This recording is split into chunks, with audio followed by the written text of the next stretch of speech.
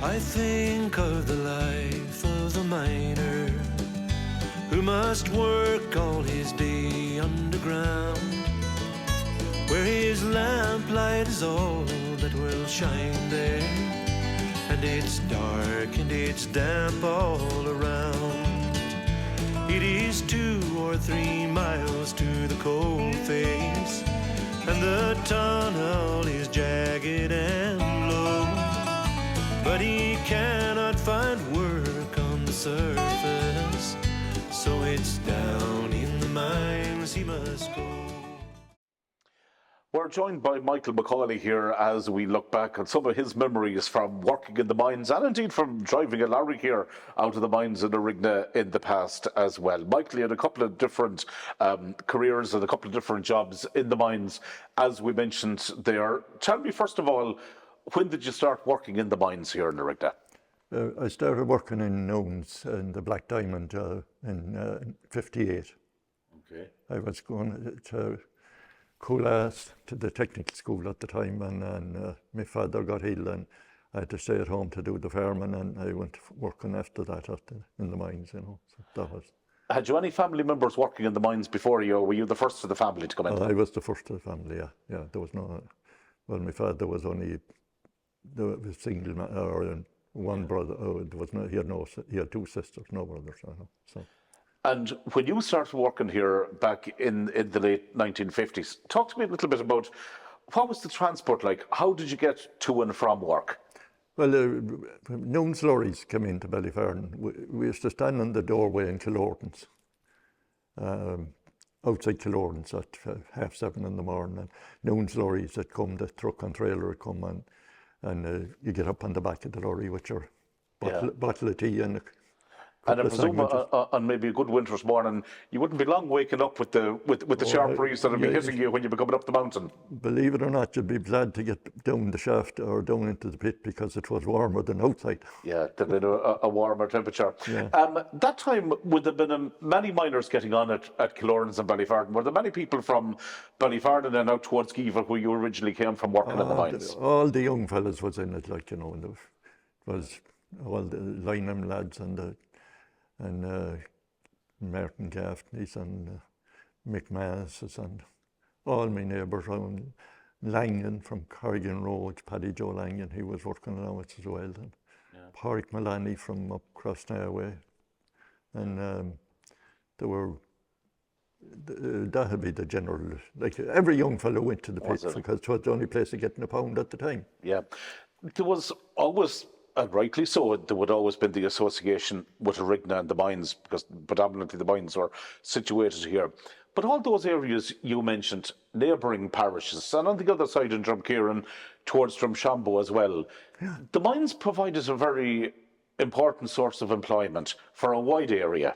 Well, they did, yeah, very wide, because there was lads from Surrey, they used to come on the back shifting, and lads from Riverstone and out Drumfin area working on it as well, you know. But I remember one winter it was terrible frost, and it was so cold that the shovel didn't stick to your hands. And there was a couple of lads from outside at Drumfin, and they were only new in it. And of course, we told them at the time like that was a mild type of a day compared to what you were used to. You know. Yeah, what they could be expecting. What they could be expecting, but they never came back.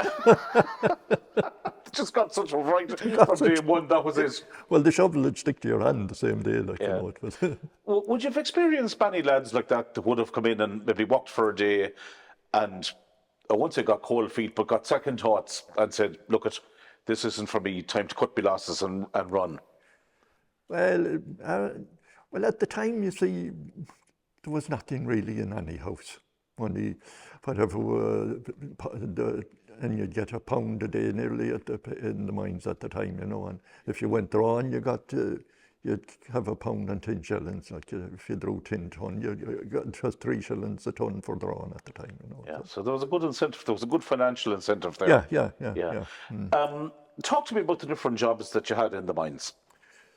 Well, I was only drawn now, and then after a while, I was out on the hill. I was at the on the office on the hill doing the books in it, and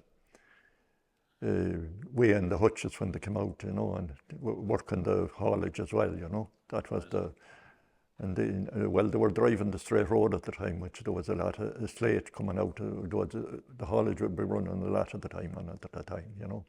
Side cup and 10 or 1200 with hutches, like, you know, and that sort of stuff. Yeah. And I presume you'd have made a lot of good friends, Michael, at the time at that stage. Yeah, You got to know a lot of people working here. Yeah, there was good crack. There was good crack, but good banter in it now, all right, yeah. Good crack, obviously, in the pit, and we've heard this a few times on the interviews we've conducted so far. The peace times, the break times. Oh yeah. Everything was up for discussion at that Well, stage. no, everything was up for discussion. There was usually porter discussed anyways. as you're aware of. Yeah, it was a way of catching up on all the local gossip. When and how did you go from working in the mines to driving a lorry? Oh, I left the mines and I went driving in Killortons. Right. I worked in Killortons for 2 years. There was a small petrol lorry with a 5-ton truck, like, you know. Right. Yeah, Was that a big decision to leave the mines and take up that job? Was there any difference, say, in the wages? It was probably you were going to be out on the open road, you weren't going to be underground, so there was probably advantages in going and taking on the driving job. Yeah, well, it was, I suppose at the time, it was probably a way of getting out of the mines, like I was trying for something different at the time, you know, so. And see, they had a delivery van there, and like, well, 3 days a week you'd be in Boyle on a Monday for a load of different feedstuffs and fertilizer, well, not fertilizer, but different feedstuffs and like that, you know. And you went from there to, you delivered parcels to every house through the country, in the different areas during the week, you know. Yeah. And we'd be in Sligo on Monday and be in Boyle on Wednesday. Right. Like, and would the deliveries ever brought you back in here to Arigna? Oh yeah, I used to do a run on a Saturday morning up through Giva, up Straduff and across the mountain and down by the mines. You used to deliver stuff there to McDonough's and Welch's and Degdens and all them houses there, like, you know, parcels, like, you know. Yeah. At that time as well, there would have been a lot of, speaking of shops, there would have been a lot of small shops, a lot of post offices here in the area as well. There was lots of post offices. Yeah. Well, when I was going to school in Giva, there was 3 guards, a sergeant and 2 guards in Giva. There was a sergeant and 2 guards in Ballyferrin, and then Keju as well, like, you know.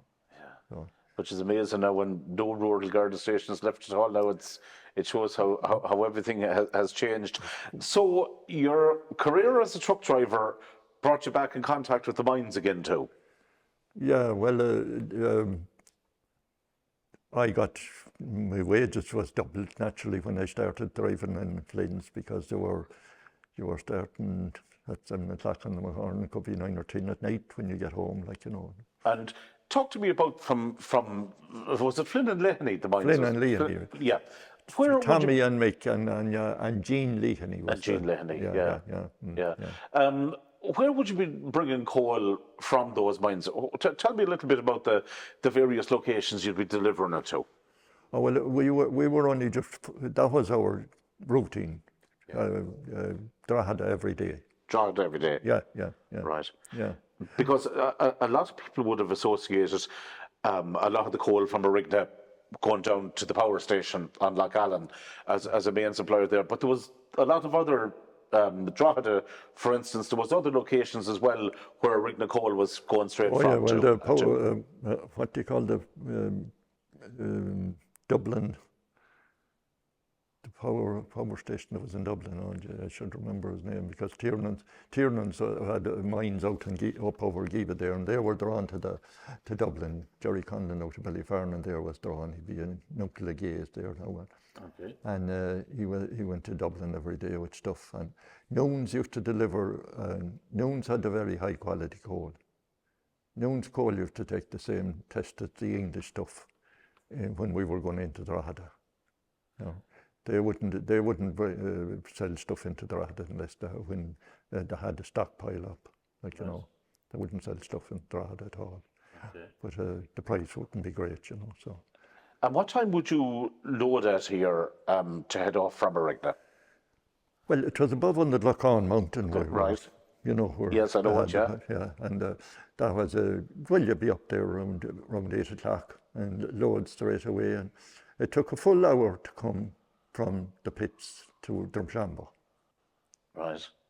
And because, like, the tell me roads about the process of loading, because nowadays we'd all associate probably the big loading shovels coming in, 1 or 2 buckets and fill a lorry, and away it goes, what we see in Quarry. But tell me how it was loaded back in your time, Tryphon. Well, that time above on Flynn's, P. Carty, God rest him, was driving a TVO tractor, 20 tractor, and it was bringing the hutches over about maybe a half a mile across the mountain. Okay. From the mines. And they were tipped into a bunker, as we call it. And you see, the bunker, when the bunker was full up, there was planks, and you just went along and banked in your lorry underneath, and you go along and lift the planks, and the stuff would flow down in on the body of the lorry. That was the way the lorries And that's how it was loaded. That's the lorries loaded. Yeah. And you'd always be dependent on a fairly decent size of a bunker to get your load. Yeah. And you mentioned there, to go from the mines up on the Lochon mountain to get to Drumshanbo, how long did you say that was? 1 hour. 1 hour. And that was due to the roads being The in the roads condition that were in Michael, was well, it? you see, you were carrying 10 ton of stuff on bad roads, and Yeah. in the winter time now it used to be tough, I'm telling you. And again, and people again that are on the Miners' Way and on this walk will look at these mountains and they will say, how in God's earth did you get a lorry down during the cold and the frost? Well, you had to have a nerve about you as a driver, and a fair amount of skill as well, I presume. Well, you didn't want to have any nerve. Be honest with you. Yeah. Because I don't know whether you knew that road up to the pitch. I know it, yeah. But up in the middle of that, there was a bit of an alt, and there was a bridge across it. Mm-hmm. And I remember one day I went to Boyle, to the Roadstone Quarry in Boyle, for a load of rock. They were making a new bunker above. And me being the young fella, of course, at the time, I didn't know the difference, but this fella started loading rock, and he pegged in 12 ton of rock in on this lorry, like, you know, a 7 ton truck, like, you know. So yeah. I headed off with it, and you couldn't, you didn't go up to, you had to phone to Flynn's when you came to Altagowla post office. Yeah. To make sure there was no lorry coming meeting you. And you had to make sure there was nothing coming down. Vehicles to pass. Yeah, there was no place to pass. So you had to phone up, and I phoned and I said, told Mick what was on the lorry, and he says, do you think will it be able to pull it up? He says, do you? So he says, well, he says, I'll tell you what I'll do. He says, I'll go down, he says, and I'll bring with the van, he says, and I'll bring a cement block with me, and I'll walk up behind you crossing the bridge, he says. And he put the block behind you in He case threw you in were the block back. in case that the lorry's knocked off. Yeah.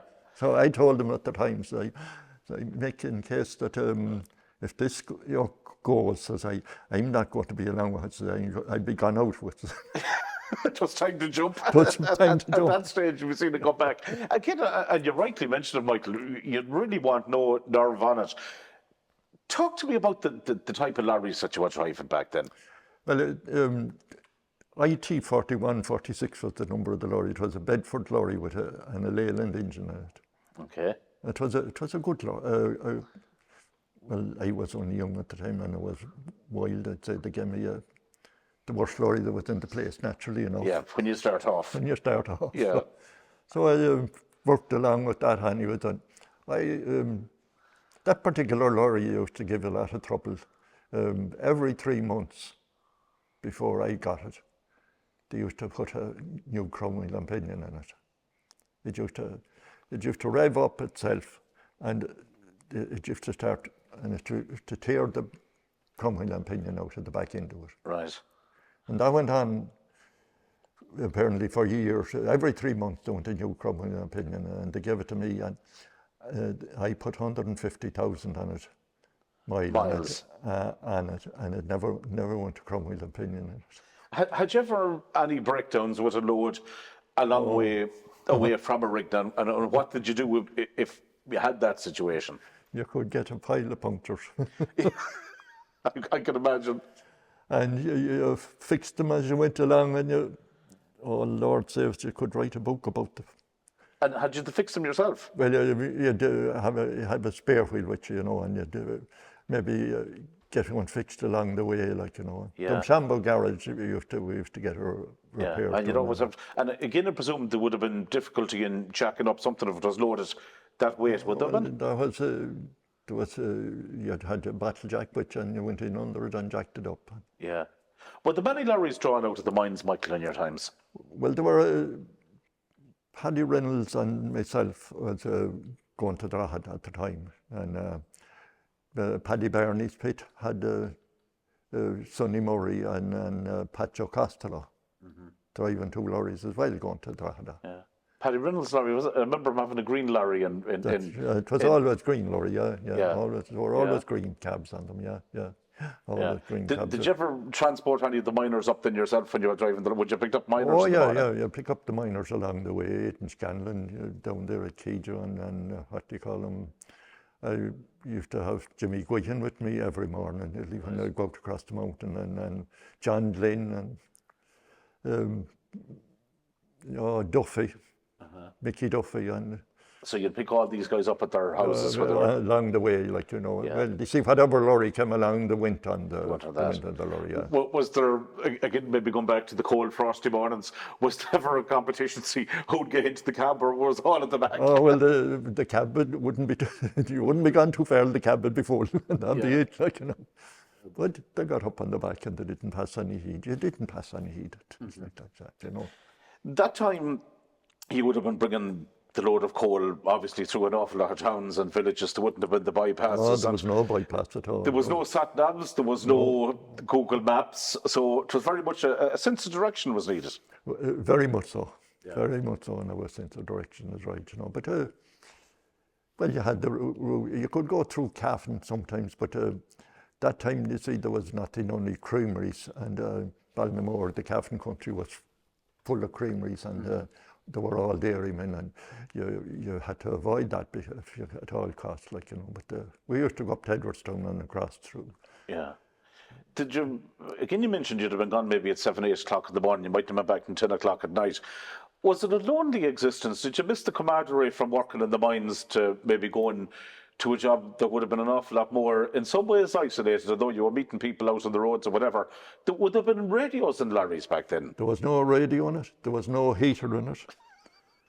You had a steering and an engine now, and after that, that was really it. That was really it. Yeah. And what about again on the cold mornings? Again, considering just driving a lorry, if it misted up, or would that be a problem? There'd be no miss, because we were all smoking at the time, Yeah. And there was holes as big as the wheels on the hutch there around the pedals. You'd have to have keep your feet well away from them. So you could really throw out the cigarettes and the hole? Well, yeah, that's where the cigarettes was thrown out, yeah. Down the holes. Yeah, down the holes, lorry. Yeah. Did you spend many years in the lorry working in the mines, Michael? 2 years with 2 years. Tommy and Nick, yeah. Yeah. And did you keep driving then for a career after that? I went to Emmett's. He was starting up the remoulding at the time. That's where the garage was in Ballyfarden? Yeah. Yeah. You've never seen the remoulding there, did you not? I remember hearing about it. That's where Healy's garage is now. And I went to that, and I was working in the factory itself. It was actually checking in the tyres that was being remoulded to see if they're fit for remould, and that was my job in Emmett's at the time. And Then when there was two salesmen, they used to, and when they used to go on holidays, I used to be sent off on doing the sales into it. And Very good. I spent 21 years with him at the sales after that. Fantastic. And, that experience that you picked up, that knowledge on the roads, always stood to you in the years that followed. Well, if I was going to someplace I didn't know where I was going to, I'd just take out a map and I'd just look to see what towns was on the route, as the crow flies. Yeah. That was the way you'd navigate. Yeah, and believe it or not, I remember travelling that way as well, that you'd highlight out on a map what route you'd be taking, have a look at it the night before, and hope for the best. The characters that you would have walked with in the mines, the characters that you would have met, maybe when it came to lorries been loaded and moving away, I presume you met all sorts. Well, you'd meet all sorts of fellas, but you see, we were gone in the morning, and you were, anybody that was tumbling on the road, you carried them, believe it or not. Hitchhiking anywhere? Hitchhiking anywhere. Okay. Because for someone to talk to. Yeah. It was, as you know, there was no radios, no nothing, but, and when you'd be leaving the Drogheda a winter's night, you'd get a newspaper someplace and cover the radiator on the lorry. Yeah, and that's how you... To try and keep yourself warm. Yeah. From freezing. For coming back in the night here, obviously it would be cold on that. When you see some of the lorries nowadays, that's out. No comparison, I presume. No, not at all. No. Yeah. No. They're luxuries. Rolls Royce now compared to what. Absolutely, and so comfortable and sleeper cabs, whatever on the big ones. Yeah. But they're so big to one compared to what the lorries were then, Even though there was, Noons had two, what they call Leyland beavers, you used to drag trailers after them, and they were big. Noons used to sell an awful lot of coal to, the country, as you know, back then was full of creameries. There was creameries in every county, several creameries in every county. And there was a creamery at Naficker, there was a creamery at Giva. There was the main creamery at that particular time was in Riverstone. And they all sold coal?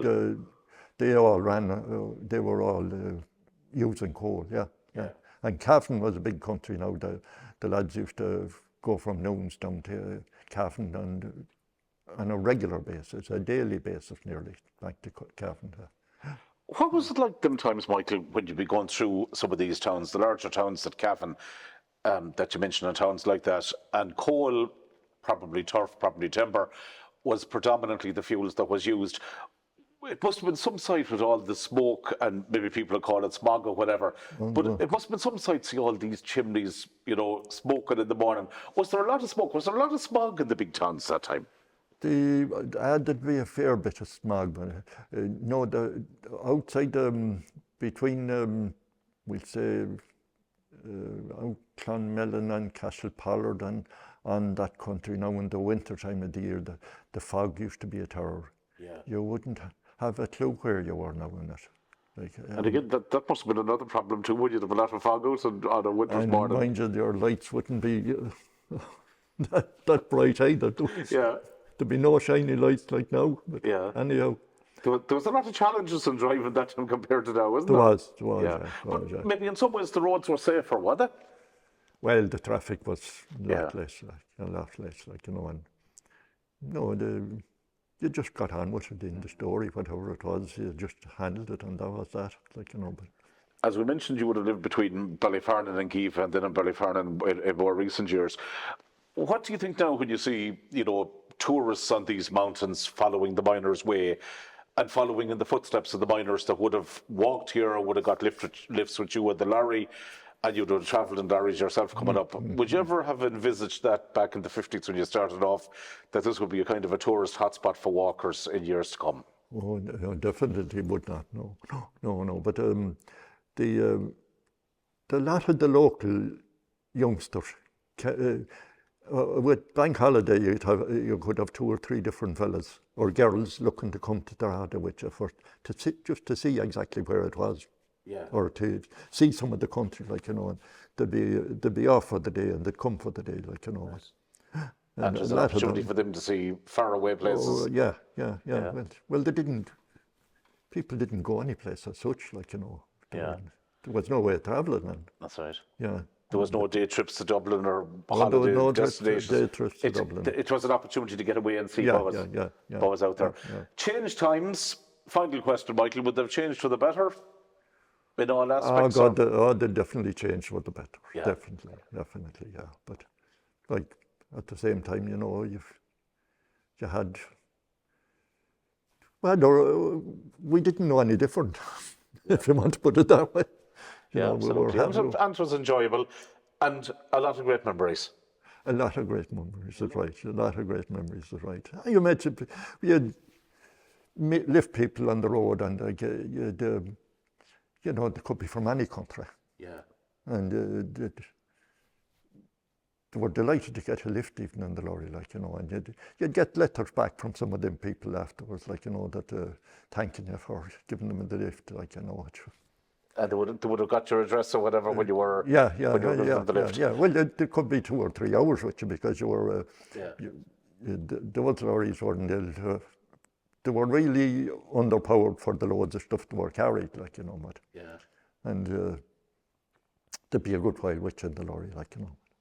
I presume it was a great experience for you. It was an education. Would I be right in saying that? Oh, it was, yeah, because I remember that time you'd be going through the village of Slane, and there was a big estate just on the Navan, or on our side of Slane, and it was the Navan side, yeah, and they used to rear pheasants on it. It was a big English estate, like, you know, but the rare pheasants, and then come the 1st of November there'd be the shoot come on, and all the English gentry would come over. But you'd be going along the road there, like, and there'd be pheasants, hundreds of pheasants in the fields beside you, like, they wouldn't pass a bit heed you more than, see, they were all kind of hand reared, but to a point. Then when the shoot had come on, there'd be all the English men would come, and they'd be lined up, and there'd be beaters put into the woods around there, and they would put up the pheasants for them. And there'd be 2 or 3 tractors and trailers drawing all these pheasants away out of it. That would have been shot. That would have been shot, yeah. There'd be that much of them in it, like, you know. Amazing. Amazing times and great memories. Well, look, Michael, it's great to get your memories from not alone working in the mines, but from playing an important role of bringing coal away. And a lot of the drivers that would have brought coal away, you still hear the stories about them. As we mentioned, the Paddy Reynoldses, we think back of the Owen Glens, the Mickey McNeffs that thankfully are still with us, people like that. Yeah. Again, they tell you about taxi drivers, but I presume there's some great characters in lorry drivers as well. Well, there was, I suppose, but they didn't get to express themselves as much as they would nowadays. Like, Yeah. you know. Well, you know, look at some great experiences. Michael, a pleasure to catch up with you. Thank you so much for doing this.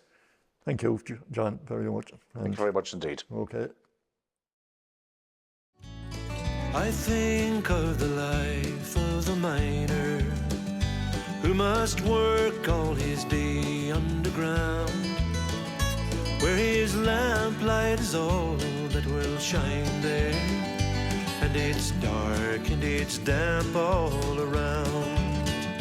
It is 2 or 3 miles to the coal face, and the tunnel is jagged and low, but he cannot find work on the surface, so it's down in the mines he must go.